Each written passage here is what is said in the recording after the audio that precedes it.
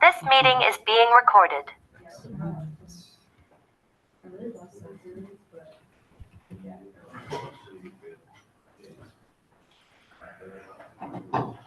Yes. Welcome back to the real world. I have handouts up here for you all if you haven't gotten them yet.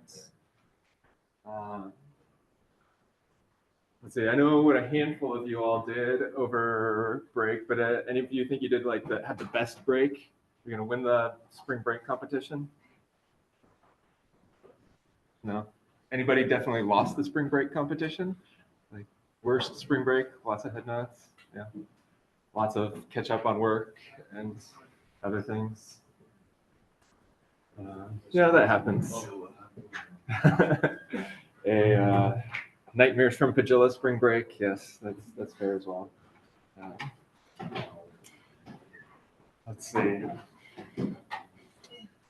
Well, yeah, so there's the handouts up here up front in the class repo where I'm at right now. There's a new topic 7 transactions folder that will be in this week, and where the handout is located electronically is this quiznotes.pdf inside of the topic 7 transactions. And just to verify, I am not muted here. I am sharing my screen and I am recording, so we're good to go on the Zoom front.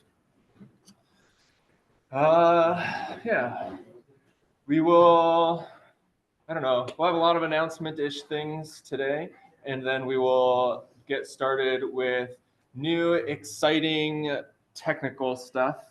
As a preview, the next, 2-ish weeks in class, we'll be covering what I think is the hardest concept in computer science, concurrency. But then after the next 2-ish weeks in class, we will be just covering super easy stuff. And so we should have a relatively light and fluffy end of the semester here for you all. Your grades, everything's updated in Sakai. The current grades distribution looks like this. It's pretty typical for this course at this point in the semester. So you guys are all doing good. If for whatever reason you're not happy with your current grade in the course, there's all of those extra credit opportunities. Please take advantage of them. Or if I have made some sort of mistake in grading in Sakai, please let me know so I can fix that for you. For this week, so we will have the quiz Thursday. We pretty much talked about everything that we need to do for the quiz on row overhead before break, but we will do a quick 5-ish, 10-ish minute review of that here in a little bit. It is easier than the previous SQL quizzes if you prepare for it. So like the previous SQL quizzes, there's a lot of room for just making computational mistakes maybe. This quiz here, so I'm clicking over here to the topic 6, the last topic in the class. It's this row overhead. And if you do take a look at these references right here, the references actually contain SQL queries that will totally solve the problems for you on this quiz. And so you don't even actually have to think if you're willing to spend an hour reading these references right here. But we'll do another quick review of that stuff here in a little bit. And a reminder for your quiz on Thursday, you will have a computer allowed. Actually, all the quizzes from now on out, you will have a computer allowed for it, yes. Other things this week, no lab this Friday due to Cesar Chavez Day. So you get a nice 3-day weekend here after spring break, and no homework this week. So we have a very gentle little come back to work this week. Quick outline of the rest of the semester for you all. So for all students, there's only 3 more homeworks in this class. The basic idea of these homeworks is this Twitter data set that we were analyzing before in our MapReduce shell sort of paradigm. We're going to do that in Postgres now. And we saw previously that with the shell and MapReduce, maybe let's bump up this font size just a little bit there for you all. With the shell and MapReduce, it was easy to code, and I have easy in scare quotes because maybe you don't think it was actually easy to code, but it was relatively easy to code. And once you are familiar with that style of coding, it's really only like, I don't know, setting up a new MapReduce task isn't all that hard. And it's definitely a lot faster than the non-parallel code. You get that 80 times speed up on 80 processors. But it's still like kind of slow overall. That's still a couple hours to wait for your answer if you want to search for new keywords about what they did. So you're not getting like real-time responses. And these next three homeworks, what we're building up to is we'll be using Postgres to solve those sorts of queries, like how many times was the word coronavirus used on which days. And your queries will run in milliseconds instead of hours. And what we'll see is that the hard part is actually going to be to get that data into Postgres, get the data into the database to analyze it. And once you've done that, writing the SQL queries and making them fast will be pretty easy. Certainly, these types of SQL queries that you'll have to write will be easier than the types of SQL queries that you've been writing for the Pagilla assignments. If you like scheduling things, here's the next set of due dates for all of those homeworks. We'll still have weekly labs and quizzes, and about half of the points still remaining. So there's fewer assignments, but each of these assignments will be worth more points. So it'll total up still about half of the points still remaining. And then the non-graduating students, so everything above is for everybody. The non-graduating students will have an additional project that we'll talk about in a couple weeks. Any questions on anything administrative before we get to fun technical stuff here?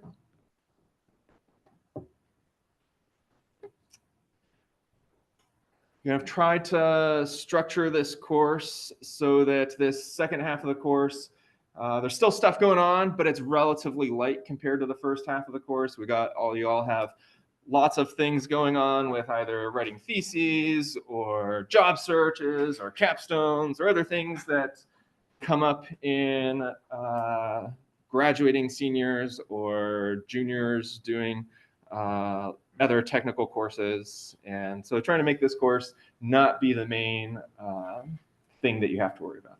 There'll still be some stuff that we'll have to do, but hopefully it's not the most time-intensive thing that you have.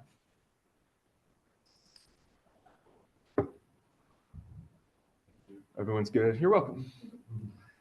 Everyone's good on, or no questions about the scheduling, administrative stuff? Question? Question. Where do we submit extra? Where do you submit extra credits? To my face. Just tell me and I'll handle it. Okay. Yep. Or you're welcome to email it to me. Either way is fine. Good questions. Any other questions? There will be at least one more extra credit opportunity that I will post as well, relating to the stuff that we'll be talking about in the next 2 weeks. Okay. What I'm hearing from you all is that break was super boring and you guys want to get back to doing technical stuff. So I like it. Good job. Let's do it. We're going to do our review of the stuff for the quiz on Thursday. Again, 5-10 minutes of this, and then we will do new stuff. So I'm going to switch my screen over to here. Ooh, I got a complicated setup going over here. Let's reset that, clean that up. I'm currently logged into the Lambda server in this SQL quiz folder. If I type ls here, it's this quiz notes 3 that I want us to look at, because this again is the material that you will need for your not next week's quiz, but this next class quiz on Thursday. Open that up, vim quiz _ notes _ 3.sql like this. And this file had the 3 create table commands here, create table. And then each of those had a handful of insert commands. Another create table command, more insert commands, another create table command, more insert commands. And we walked through for some of these rows, like this row right here, how much data is that row going to take up? We're talking about the details of how Postgres stores data like physically on the hard drive. And this is different again for MySQL or SQLite or any of these other databases, but the details are different, but the big picture ideas are the same. They're all going to have some sort of overhead that they will need to keep track of about different meta properties of your data. And so the data that you're actually, or the amount of size that your data set uses is going to be more than the data itself. And in Postgres, there are 3 parts. When we have one of these rows, there's 3 parts that you have to calculate. The first was this header part. How big is the header? And the header always contains this 23-byte heap tuple header data structure. So the header will always be at least 23 bytes. And then immediately after that, there was this null bitmap, which has size 1 bit per column in the table. And the weird thing about this null bitmap is that if it exceeds 8 bits, then the header is going to be larger than 24 bytes. And the header must be divisible by 8. The size of the header must be divisible by 8. And so if the null bitmap exceeds 8 bits, which means there are more than 8 columns in your table, then the heap tuple header, the header itself will jump up in size from 24 bytes up to 32 bytes. And at the very bottom down here, this bottom create table command is an example where we have more than 8 columns, and so the header will be 32 bytes instead of 24 bytes. For the purposes of your quiz, the header will either be 24 or 32 bytes, but it could be even larger on a real Postgres database. And then the data part here is where the real calculations happened. And under the data part, we had to go through column by column over here, calculating how many bytes each of these columns takes up.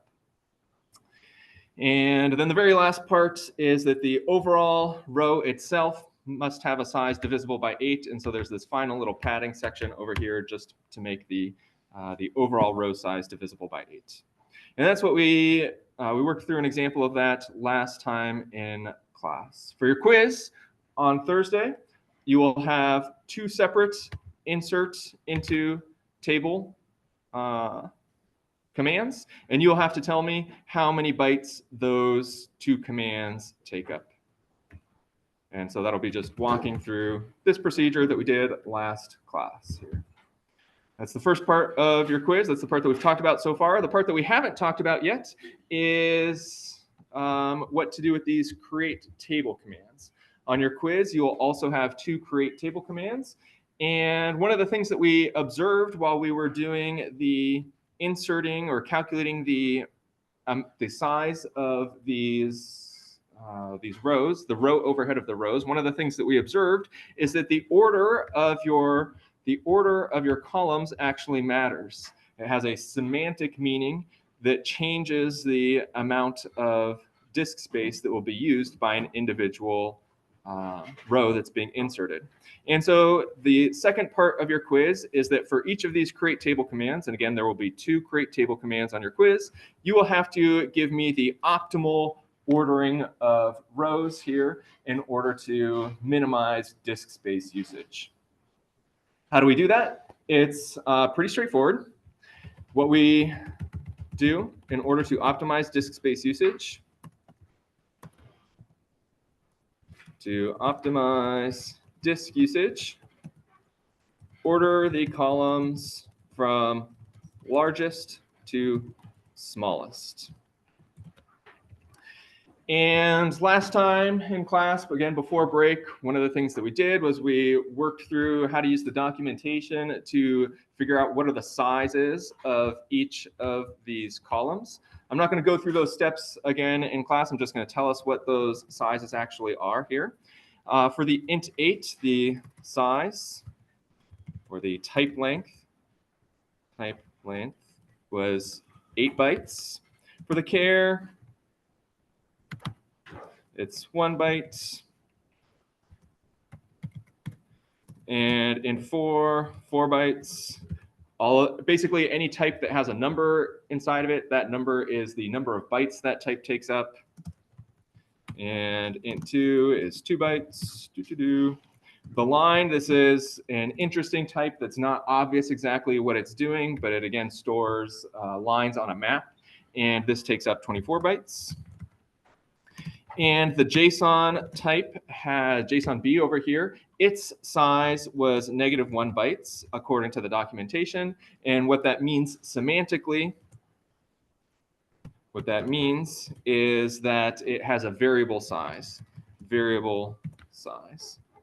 And again, for the purposes of the quiz, you will very likely have a column that has a variable size like this, but I'm not going to expect you to understand the inner workings of, say, the JSON-B type here in order to know exactly how many bytes it's going to take up. And so if I'm doing an insert with a JSON-B column, it's guaranteed to be null in the quiz. So it's guaranteed to be not take up any space. And so here, if we're reordering this from largest to smallest, what that will look like, I'll just, my Vim, what I did is starting here, I pressed Shift V and then Shift curly brace to take me to the previous blank line, to the previous paragraph, Y to yank that. We'll go 29 GG to go over here, Shift O to create a new line right here, escape, and quotation mark P to, just P by itself to paste that here, ZZ to center this. And now I will DD this line right here, paste it right there. So 24 bytes comes first, then 8 bytes, then 1 bytes will go down here at the bottom like this. And this is the optimal ordering for this particular table right here, starting with the largest column like this, and then going to the smallest column like this at the very bottom. This is guaranteed to minimize the overhead for any rows that you are inserting.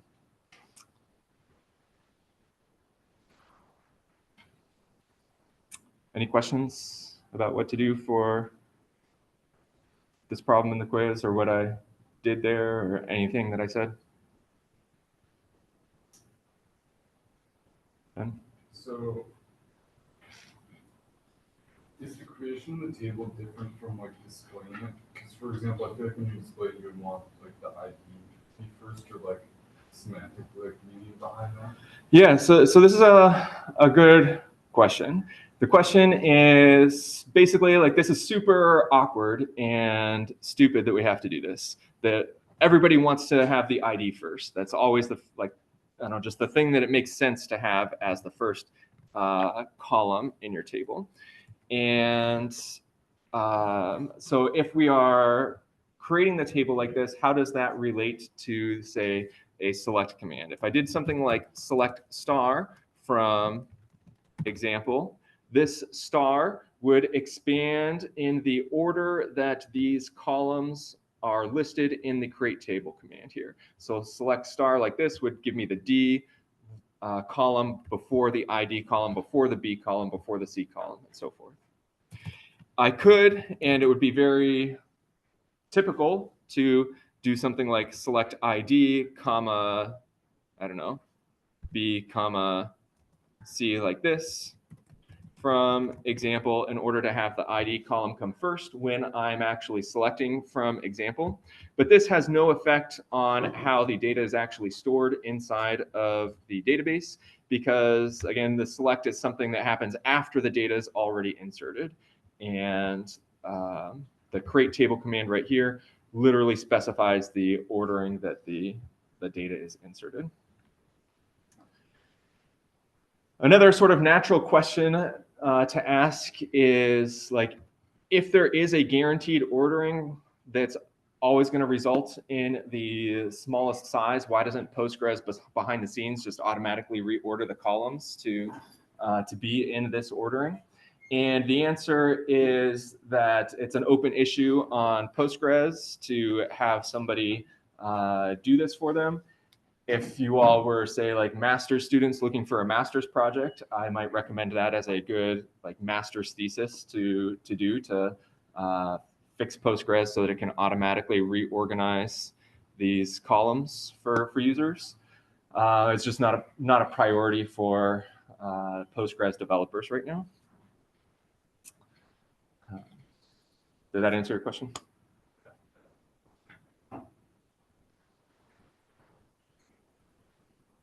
Any other questions about anything?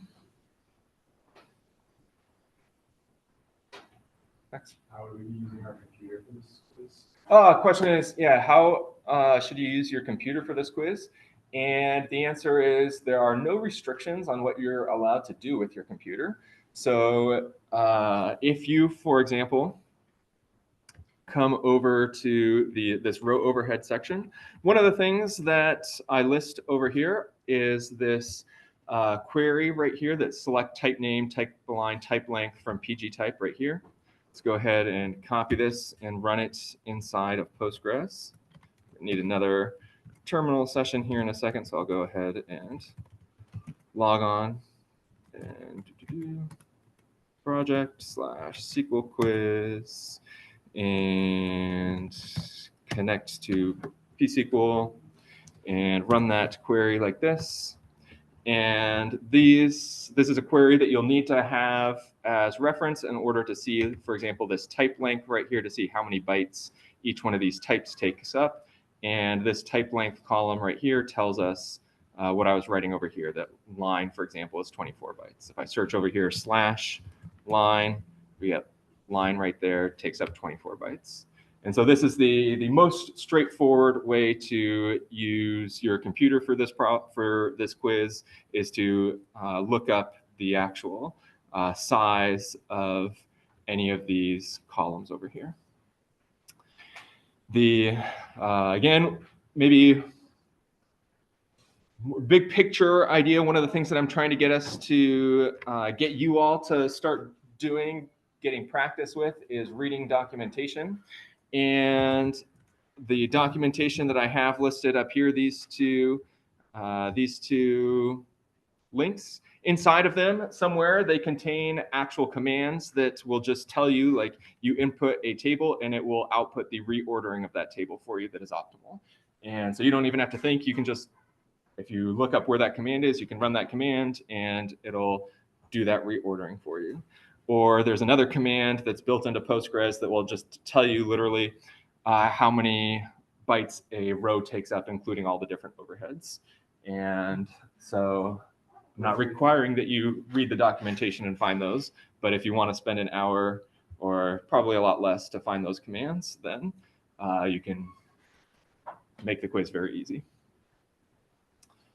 So essentially, instead of doing this ourselves, we can find this command and just type in.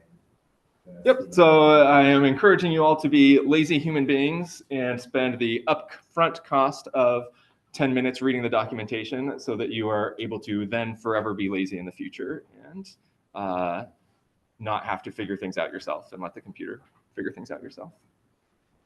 Let the computer figure things out itself.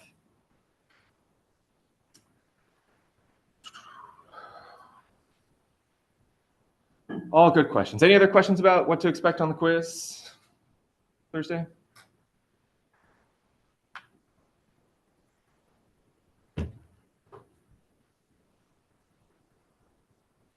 Yeah, Danny. How do you handle tiebreakers? Like if two things are at the same time?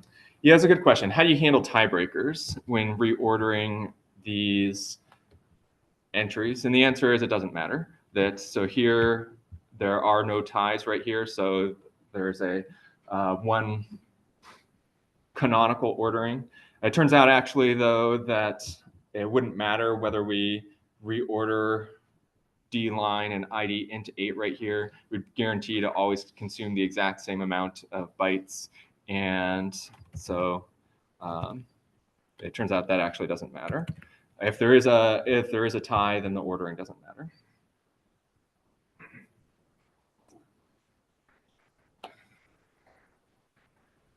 Good question. Yes, Kevin. Is it optimal to go to smallest because of the padding? Exactly. It's optimal to go to largest to smallest because of the padding, and that certain types like int4 right here, or we'll say that we'll do the int8 because that's the largest. The int8 right here has this type align, the type align being D right here. And another piece of the documentation that you should be referencing in the quiz is this PG type documentation about what the type align means. Type align right here.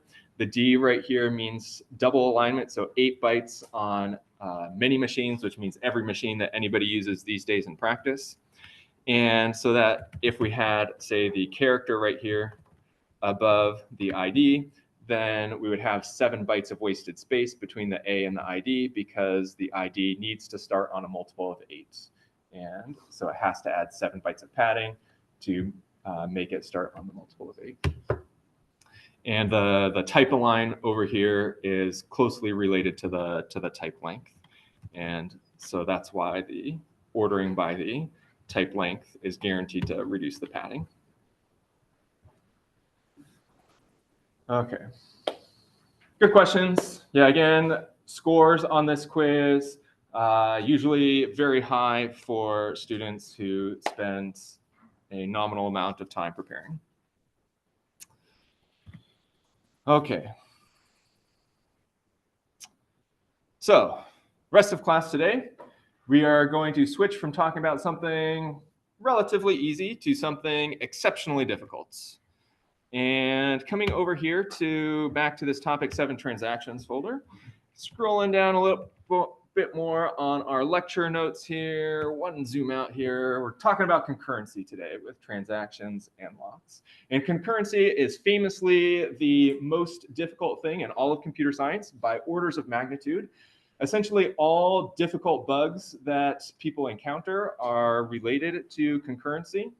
And so we're going to be, yeah, that's what we'll be talking about over the next couple of weeks.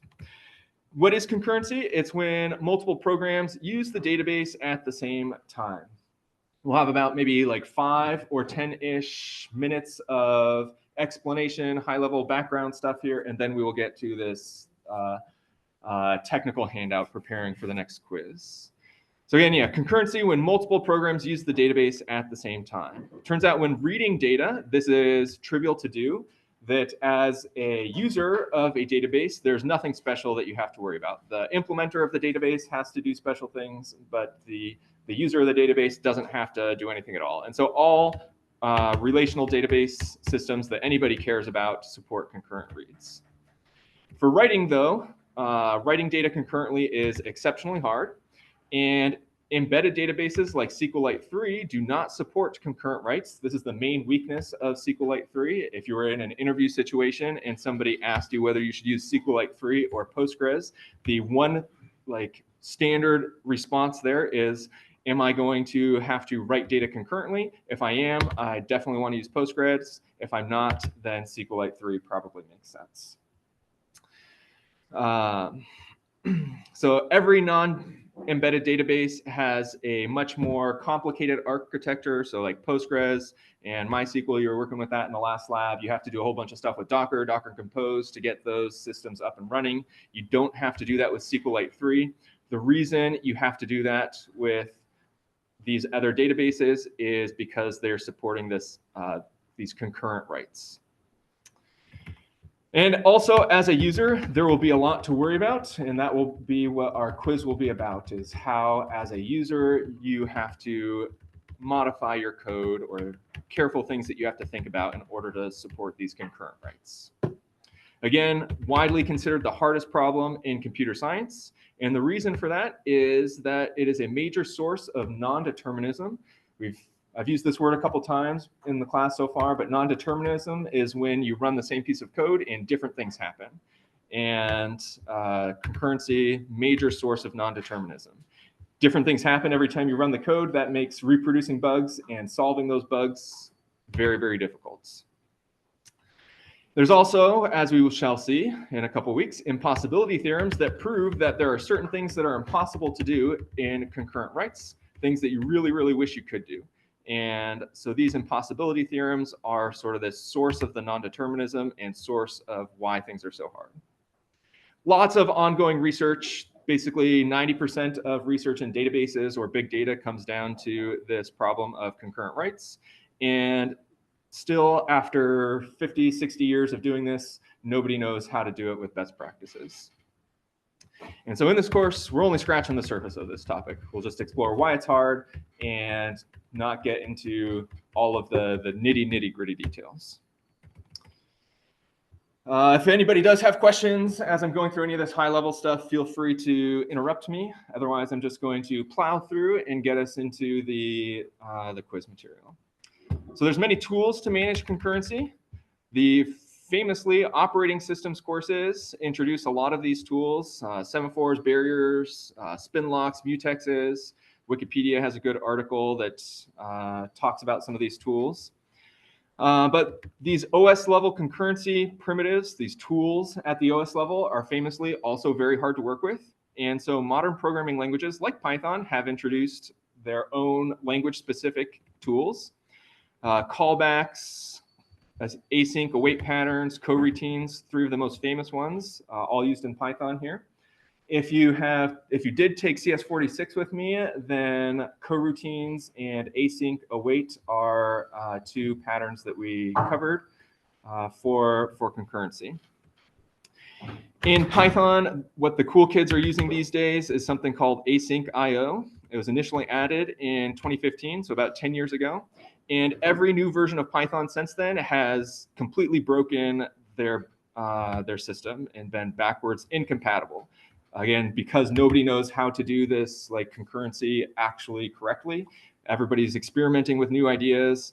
Python does not have a stable interface for concurrency still. Okay. In this class, we'll be focusing on things called transactions and locks, which are the tools used by databases to manage concurrency. Under the hood, databases are using all of these other tools, which we will be ignoring, and we will be focusing on transactions and locks. We will be focusing specifically on Postgres for your quiz, and the details slightly different in other databases like SQLite or MySQL, but all the principles the same. Okay, any questions on any of that high-level stuff? Okay, now that I've put you all to sleep, now's a good time to wake up. We're gonna come over to the terminal over here and start doing terminal stuff with the quiz. The notes right here, again, I have the handouts up front. If you don't have the handouts, they look like this. Electronically, if you want the electronic version, it's in the topic 7 folder, this quiznotes.pdf. That is where we are going to be. And in order to, let's see. Yes, question. This is for the quiz next week. Go for it. No, this is not for Thursday. This is for next week. Yes. This coming Thursday is only on your size of the tables. Good question. Yes. So this is for far off in the future. And get this thing out. Okay. So our file right here, our printout right here, has a bunch of quiz practice problems that will walk us through how these transactions and locks are working in Postgres. And all of these problems are structured where there's this sort of, big black box with 2 columns, session 1 and session 2. Each of these session 1s and session 2s are 2 separate P-SQL sessions connecting to the same database. And so in order to go through this in class, what I'm going to do is I'm going to set up my screen so that I have on the left-hand side, there we go, get my zoom level correct here, the problems that we can look at. And on the right-hand side, I'm going to create 2 database connections. It doesn't matter what database you're connected to in order to run the different commands that we will be running, because we're not using any like established schema like we were in some of the previous quizzes. We'll just be using these commands here that have the create table inside of it. So it doesn't matter what database you are connecting to in any way. And so over here, both of these two SQL connections, they are still in my SQL SQL quiz folder, the folder that we're using for the previous quizzes, but it doesn't have to be in there. It could be inside of, say, the Pagilla's databases, and that would be fine. The important thing is that both of these two sessions are connected to the same SQL database, and we will see what happens, how these two sessions can interact with each other as we run different commands in the two sessions. So again, my setup here, I have two terminal windows open, both of them connected to pSQL, both of them in the same database. And then on the left-hand side, I'm looking at this PDF file, which contains the commands that I will be actually running over here. Are there any questions about the setup that I have before I walk through this first problem? Max? So they're both connected to the same database. Is that something else besides just creating Postgres interactive session?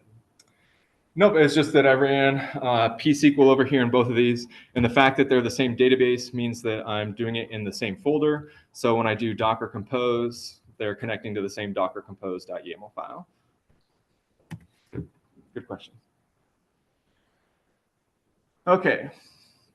In the top right corner, I will make this top right corner be my session 1 over here, and the bottom right corner be my session 2. And we're going to see how these two sessions interact with each other.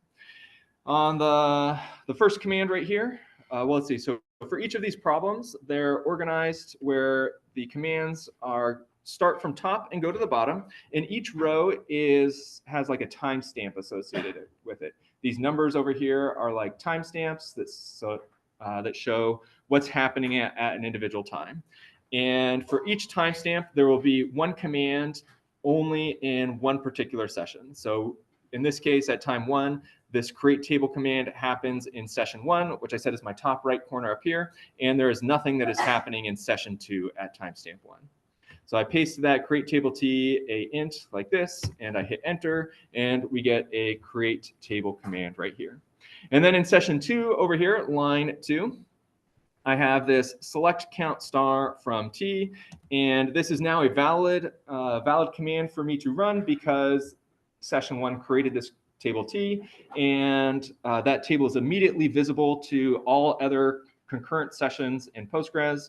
And so when I hit enter over here, we will get a 0 as the output and not an error message because this session is able to see this table.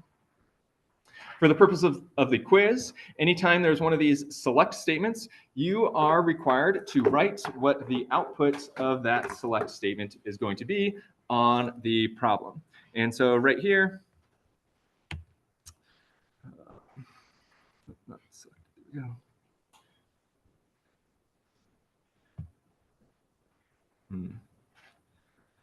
Sorry, let me change how I'm doing this so that I can write.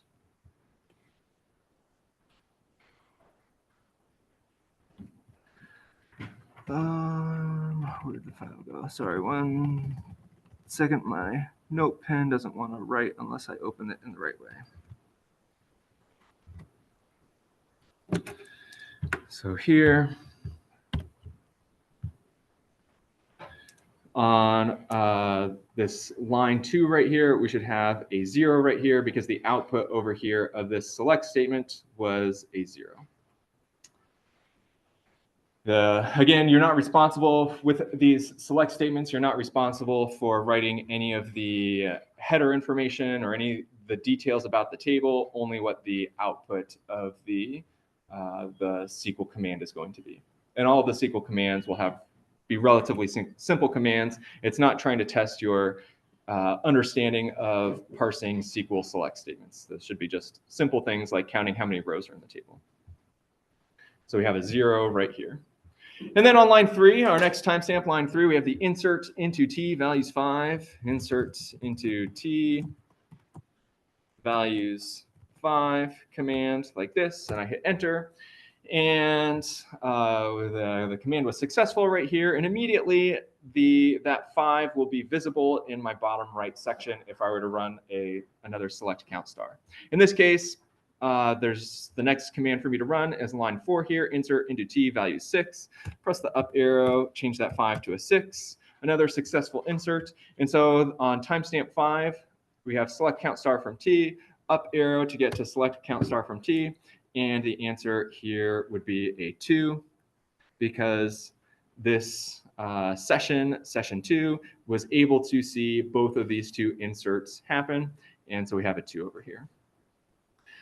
Next timestamp 6 over here, insert into t values 2, up arrow over here, change that 6 to a 2, hit enter, and no output that we're supposed to record. Line 7, select count star from t one more time, and now we have a 3 as the output over here. 0, 2, and 3. And if this were the actual quiz, this would be the full credit answer for what you're supposed to write over here. Again, the summary is that when you just have these insert statements, sometimes we'll call them bare insert statements or naked insert statements, which we'll see why later. The output of those inserts, the result of those inserts is immediately visible to all other sessions. And so we have 0, 2, and 3 over here, which is probably the output that you would expect. Any questions about this first problem?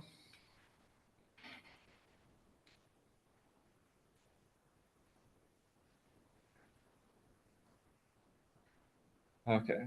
This first problem is the output that you would expect. All of the other problems in this packet are going to have things about them that are not obvious, not what you would necessarily expect would happen.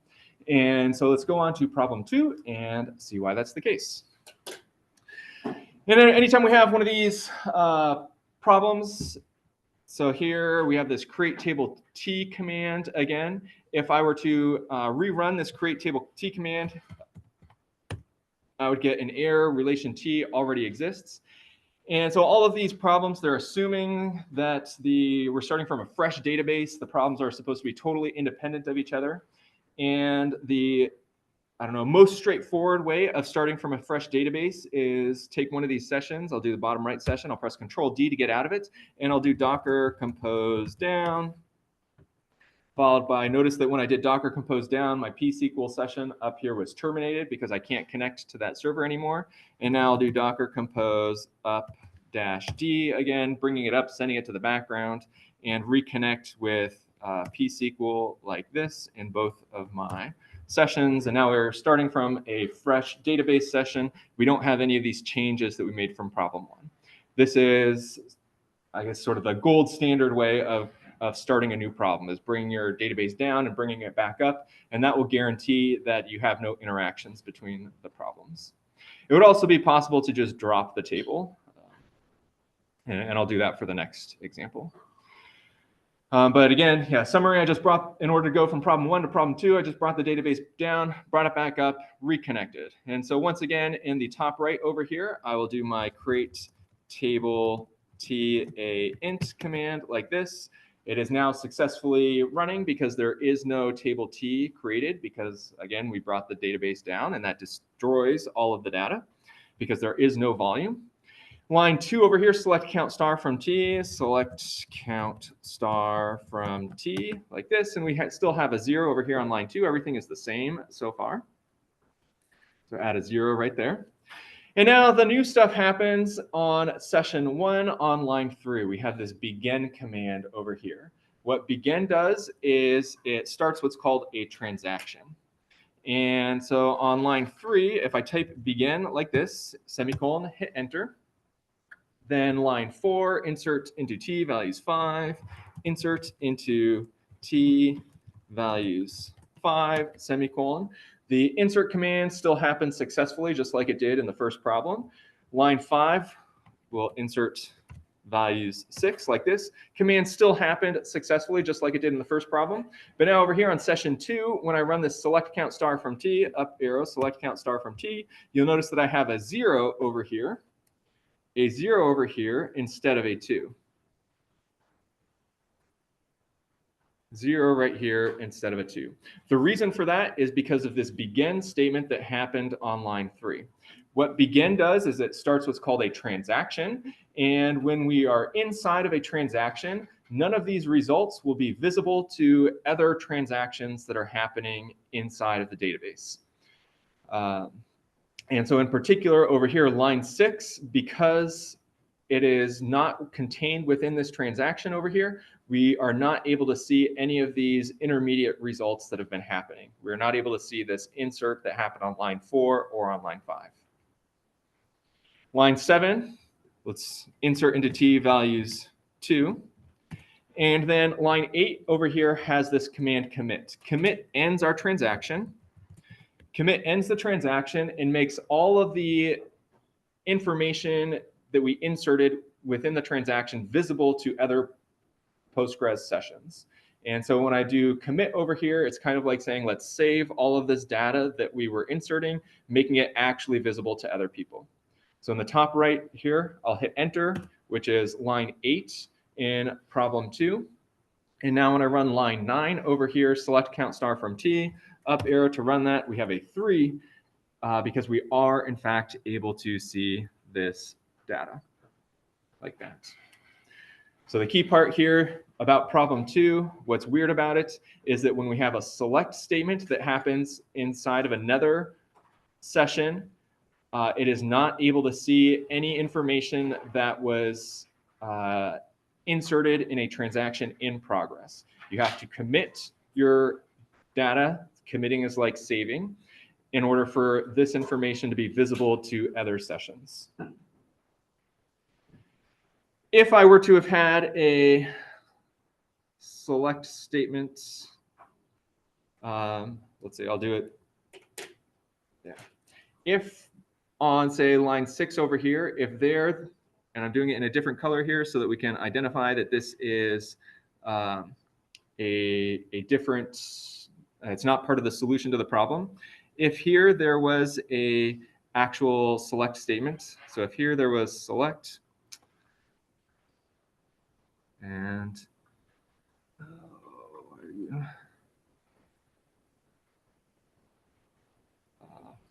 it's taking me out of the writing mode each time. There was select like this, select, and so forth, dot, dot, dot, dot, dot. Then this would be able to actually see the select. So here, a select statement within the transaction would see the values being returned, would have access to this information, would get a 2 as the output over here.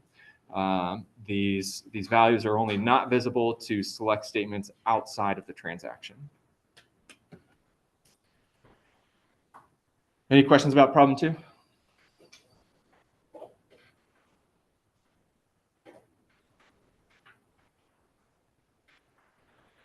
Okay. Again, so one of the patterns of this course is that the quizzes always test like the mechanics of how the different techniques work. So in this case, we're going to be going over the mechanics of these transactions and locks. And the quiz is not going to test the why you should care about the transactions and locks. That will be in your next labs and homeworks, where you will have to manipulate transactions, do things in a correct way in order to maintain the integrity of your database. And so one of the things that we will see is that carefully using these begin and commit commands will be important in order to make sure that your data stays in a consistent, correct state. But at this point, we're just focusing on like the semantics of what begin and commit do. Okay, problem 3. Very similar to the previous problem. The only difference is now on line 8, we have the command rollback here instead of commit. In order to run through problem 3, instead of bringing my database down and bringing it back up, I'll use the drop table T command. So this deletes the table T and all the data inside of it. And so now when I run the create table T a int like this, it's totally okay thing to do, and I don't get an error message. I'll just quickly verify that there is no data inside of it with a select count star from T, and we see that we get a 0 right here. Similar to the shell quizzes, where the echo command was really useful for debugging, just to see what's going on. For this set of quizzes, the select command will be useful for debugging to see what's going on. And any one of these quiz problems, you can add select statements like this at any location as you're working through the problems, and it's not going to modify the output in any way. It will not modify the final results in any way. So here, problem 3, what I did is I ran time step 1 command, create table T, like the problem suggested, like it asks me to do. And then just to check my own understanding of what was going on, I decided to run the select count star from T sort of after timestamp 1 right over here, even though it's not in the problem. And that's an okay thing to do because the select statement is not going to change my data in any way. And so I can do that just for debugging purposes like this. Okay, the actual problem here is session 2, line 2. It has the select count star from T. So now we actually run that and we get a 0, which we should expect for many reasons. One, because we just ran the same command in the previous session, which also had a 0, but also because this is the same exact problem as the previous ones so far. And now begin, begin like that. We are inside of a transaction. I just ran line 3 over here. We are inside a transaction inside of session 1. And now insert into T values 5 and up arrow, change that 5 to a 6. Select count star from T. Anybody want to shout out what the answer is going to be right here if I hit enter? Yeah, it'll be 0 because we are inside of the transaction over here on the left-hand side. And so we are never able to see inside of a transaction from another transaction. So we get a 0 right here. And then on line 7, we have the insert into T values 2 like this. And now on line 8, this is the first difference between problem 3 and problem 2. I have the rollback command. The rollback command instead of the commit command. And what rollback says is all of this data that we've inserted, let's just forget that ever happened and not add it to the database. It's like deciding not to save all of the changes that you made up here. On line 8, hit enter, do this rollback. We see that the output over here is just rollback. And now on line 9, when I do select count star from T like this, I still get a 0. I still get a 0 right here because the rollback said don't actually save any of these changes that we made over here. Do not commit them to the database and do not make them visible to other sessions or other transactions. So the rollback over here is like the opposite of the commit. Commit saves the data, rollback does not save the data. Problem 4, the only difference between problem 4 and problem 3 is that problem 4 has an abort down here instead of rollback. In Postgres, rollback and abort are 100% the same. There is no difference between rollback and abort in Postgres. In other databases, there could be some slight differences. The abort is supposed to somehow signal like we are ending the transaction somehow anomalously, like an error happened. And the rollback signals that we're just ending the transaction in a normal way. We just don't want to save the data. Again, Postgres handles rollback and abort exactly the same. Other databases, they'll handle both of those situations basically the same. They'll just maybe print out a slightly different error message or something like that. But abort and rollback, synonyms for each other. So the answers for problem 4, exactly the same as the answers for problem 3. Question? Do we care about what these commands do? Good question. The question is, what about SQLite? Do we have to know what these commands are going to do in SQLite? And the answer is no. And at this point, everything that we've seen will be exactly the same between Postgres and SQLite. But for your quiz, you're not responsible for SQLite's behavior at all. SQLite's actually much simpler than Postgres, again, because SQLite does not support the concurrent writes, and Postgres does. And once we get to, I don't know, 2 or 3 screens down from here, we'll start getting into stuff that Postgres has that SQLite does not. But yeah, so summary is everything's the same so far between the 2 databases, but you don't have to know that for the quiz. You're only responsible for Postgres. Good question. Any other questions so far?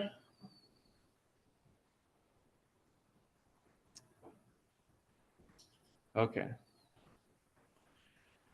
I don't know, the stuff up above, like, I don't know, it's maybe new to you all that we can have these transactions and commit them and roll them back. But that is, once you've seen it, not too weird and pretty easy to wrap your head around, I think, the first time you see it. Just like committing is saving, rolling back is undoing. Isolation levels is where things first start to break people's brains. And I will say that like my brain still regularly breaks when I think about isolation levels. There's just a lot of non-intuitive stuff that's going to be happening here. And so what we're going to do, what's different about problem 5 over here compared to the previous problems is that you'll notice there's a transaction happening in both sessions. On the left-hand side, we have a transaction that is the same as the transactions that we've had before with the begin and the commit here. And then on the right-hand side, our select statements are also contained within a transaction as well. And we're going to see how putting select statements within transactions or how that transaction can affect the outputs of these select statements.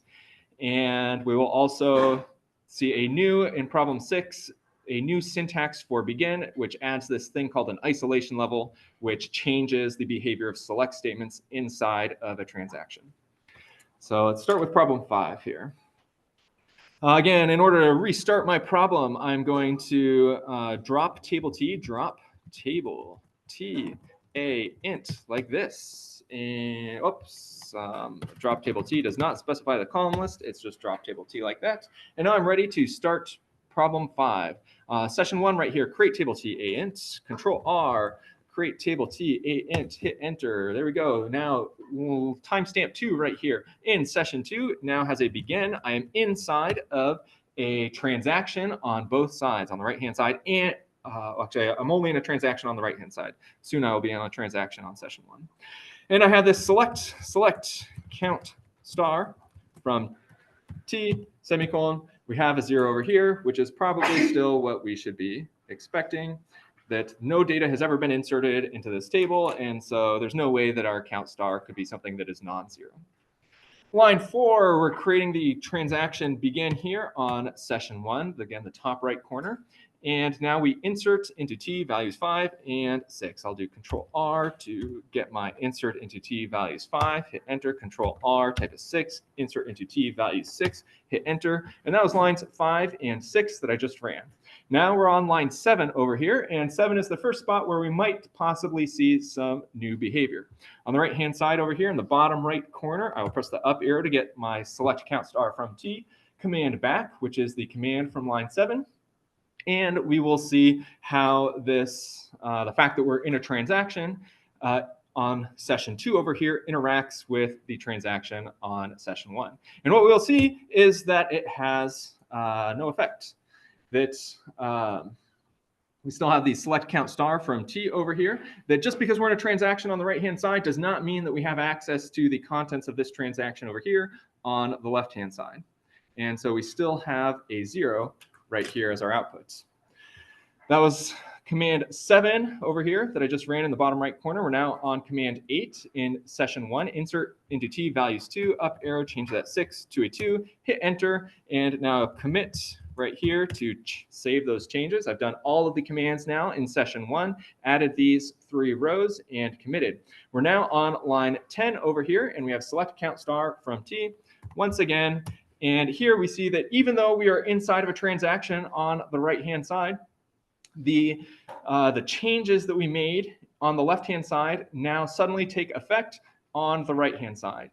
And when I did this commit on timestamp 9 right here, that saved these 3 values that I inserted into table T, saved them to the database so that other transactions are able to see them, and they are able to see those values instantaneously, including when we're inside of a transaction like this. And so on line 9 over here, line 10 over here, when I ran the select count star from T, I have a 3 over here because actually being inside of a transaction has no effect on me being able to see the results of other transactions. So it's still a 3 over here. And then I commit right here, and then line 12 also will give me a 3 because there's no insert statements between line 10 and line 12. Oh, sorry. I ran the select command without doing the commit like this. So this is line 11, committing that transaction, and then select count star from T still gives me a 3.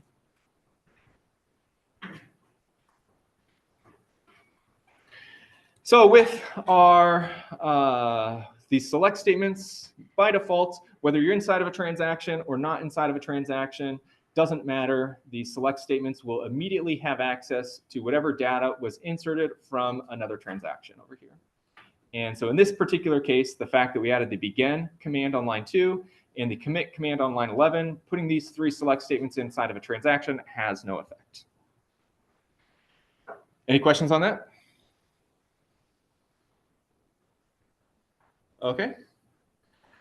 Well, since I've been talking about the fact that this has no effect, and it's natural to ask, like, what if I want it to have an effect? What if I want to make these select statements all not see the new data until the transaction ends? And that is what the repeatable read isolation level gives us. So problem 6 down here, the difference between problem 6 and problem 5 just above is that in problem 6, the transaction that happens in session 2 on the right-hand side happens in what's called isolation level repeatable read. And as the name suggests, every time you read from a table or from the database, you're guaranteed to get the same results within this transaction over here. So let's run through this problem 6. In order to do that, I will redo my drop table T command, drop table T like this. And now we're ready to start problem 6. We'll create table T a int, control R, get my create table T a int like this. On the right-hand side, I'll do begin isolation level repeatable read. Begin isolation level. The way semantically that I'm interpreting each of these lines over here is that, so notice there's no semicolon after the begin isolation level right here. So line 2 and line 3 are really the same command put together. And I just broke it up onto multiple lines so that it would all fit in this same text box. So I'll hit enter, begin isolation level. Notice there is no semicolon over here, so the command is not terminated. So my prompt over here has the dash instead of the equals, indicating that I am still within the same command. And then add repeatable read, semicolon, like this. Now when I do the select count star from T, semicolon, hit enter, and I have a 0 right here. The repeatable read isolation level, what it does is as soon as I have one of these query commands like select count star from T, doesn't matter what that query command is, that every time I access the database from here on in the future, I'm guaranteed to see a snapshot of the database as it looked at timestamp 4. So in this case, we have all of the same commands, but all of these commands are going to run as if they were running on timestamp 4 right here. So timestamp 5 in the top right corner, begin, semicolon, hit enter, control R, get my insert into T values 5 command.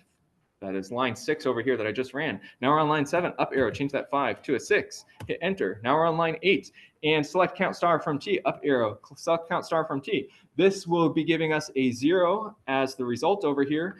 Again, it doesn't matter what the isolation level was over here with this begin command, doesn't matter what that I have this extra stuff on the right-hand side. This is going to give me a 0 because on the transaction on the left-hand side over here, we haven't finished that transaction. So same as this has always been giving us a 0, we're still going to get a 0 from it. And let me actually be recording these zeros down here, 0 and 0. And on line 9, we have the insert into T values 2, up arrow, change that 6 to a 2 like this. And then the commit on line 10, commit on line 10, saving that. And line 11 here is where we're going to experience this isolation level repeatable read. And we get a 0 here on line 11 as our output. A 0 here on line 11 as our output. And again, this is different than the previous problem. The previous problem on that same line, we had select count star from T, we got a 3. But the previous problem was not in the repeatable read isolation level. And so running the same select query, can give you different results if you're not in the repeatable read isolation level. But if you are in the repeatable read isolation level, every time you read from the database, you're guaranteed to get the exact same results. And so here, select count star from T, always going to be 0. But on the right-hand side, session 2, line 12, when I type commit, semicolon, hit enter. Now we are no longer in the repeatable read isolation level transaction that we started on line 2 and 3 up here. And so on line 13, when I do select count star from T, it is no longer going to be looking at the database as it was on line 4 right here. Instead, it will be looking at the database as it is currently at line 13. And so when I run select count star from T, I get a 3 instead of a 0. You get a 3 instead of a 0 there. Yes. Lands at the repeatable read isolation is the version of the database that it's looking at the version from when you ran the begin statement or when you ran your first select statement? This is a good question. So the question is that what version of the database is the database going to look at when we do these select commands here? And the answer is that it will be looking at the database on line 4 when I run the first command inside of the transaction, and not the database at lines 2 and 3 when I actually start the transaction. So like if you had insert statements and then you ran the select, it would show 2. Yeah, so I think that's, if we look at the, so this problem, we'll jump down here to problem 8. Where here we start on the right-hand side, session 2, this begin isolation level repeatable read on line 2 and 3. And we don't actually read from the database initially. There's some sort of pause between this command up here and the actual reading from the database. And the question is, are we going to actually see the data on the left-hand side that was inserted or not? So on the right-hand side over here, I'm going to drop my database, drop table T, and then create table T, a int, semicolon, like this. Bottom right side, we'll run commands 2 and 3, begin isolation level repeatable read, begin isolation level repeatable read, semicolon. I've typed it all on one line instead of 2 separate lines, which is okay to do because this, again, semicolon is happening on line 3 right here. And so lines 2 and 3 is really just one command. Now line 4 through 8, begin, insert 5, insert 6, insert 2, commit, semicolon. And so I've run everything from line 1 up to line 8, and we're currently on line 9 now. And now we're ready to actually test or answer the question about how does the isolation level repeatable read behave when we run a select. Which version of the database does it look at? Does it look at the database when we first started the transaction, or does it look at the database when we first do a select command? And so on the right-hand side over here, select count star from T, you can see that it does in fact have access. It is able to see all of these changes that happened over here on the left-hand side. And so for this particular problem, we have a 3 over here. And then if we do the commit, semicolon, and then rerun the select count star from 3, we'll also have a 3 over here.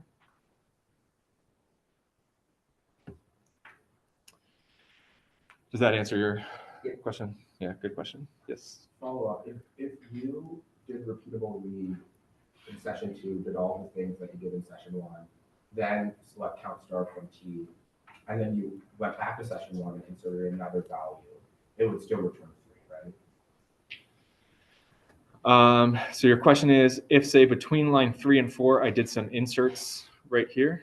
No, but repeatable read returns the value on the first query, right? Like, so if you did everything you did up until line 9, then ran line 9 and then inserted more data, it would still return the result from line 9. Exactly. So the question is, let's say between line 9 and line 10 over here, session 1 inserts more data, inserts a couple more rows, and then we do another select. We would still, as long as we're in this transaction, select count star from T is guaranteed to always have 3 as the result. And then after we commit that transaction or roll back that transaction, just end that transaction in any way, the subsequent select commands would have access to whatever changes we make. Good question. Yeah, so this behavior right here is, I don't know, definitely non-obvious and easy to have think that it does something different, think that the state of the database is going to be the state of the database at the beginning of the transaction, and that's not true. It's the state of the database at the first command that you run inside of the transaction. Yes? Is that true of bear inserts as well? Is that true of what? Like with bear inserts where you don't like have an array at the beginning of that stuff? Is what true of the bear insert? That it won't update the select count. Like if on So yeah, the fact that we have that on the left-hand side, all of this is contained inside of a transaction has no impact on the behavior of the repeatable read isolation level. Yes, good question. Okay. Yeah, let's see. I'm not going to do problem 7 here. I'll just explain what problem 7 is trying to illustrate. And that is that there's another isolation level called read committed. And read committed is the default isolation level. And so this command begin isolation level read committed is exactly the same as the begin command all by itself. So problem 7 right here with this begin isolation level read committed, this is going to have the same behavior as problem 5 over here, where we have the begin command by itself. There are 2 isolation levels that you'll be responsible for the quiz, this read committed isolation level and the repeatable read isolation level. Postgres supports 4 different isolation levels. The SQL standard requires databases support 4 isolation levels, but you're not going to be responsible for those other 2 isolation levels, just the repeatable read and the read committed isolation levels. Any questions about any of these transaction details so far?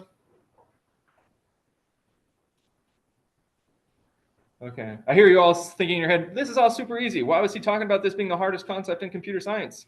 But notice how thick this note packet is, and we have only started this note packet, and all of this weird stuff that we have been talking about, seeing, it will very much build on each other. And so once we're at the problems down here at the end with combining all of these things together, it will be very, very difficult. And actually the quizzes, they'll be much easier than real life applications of this. In real life, it's not obvious exactly what's going on, where what order different transactions, different commands are being run in. And so the labs and the homeworks, again, will be exploring for you the why we care about this, observing some of this non-determinism, observing that this actually is like a super, super difficult problem, results in really, really weird bugs. But yes, so that is part of the reason why we don't have the homework or lab this week, trying to time this difficult quiz material so that you don't have other things to worry about and can focus on just the quiz material. Yeah, we'll stop here for today. If anybody has any questions about anything else, then I'll stick around after class to get those answered. Otherwise, see you all on Thursday for your quiz on how data is actually stored inside of Postgres.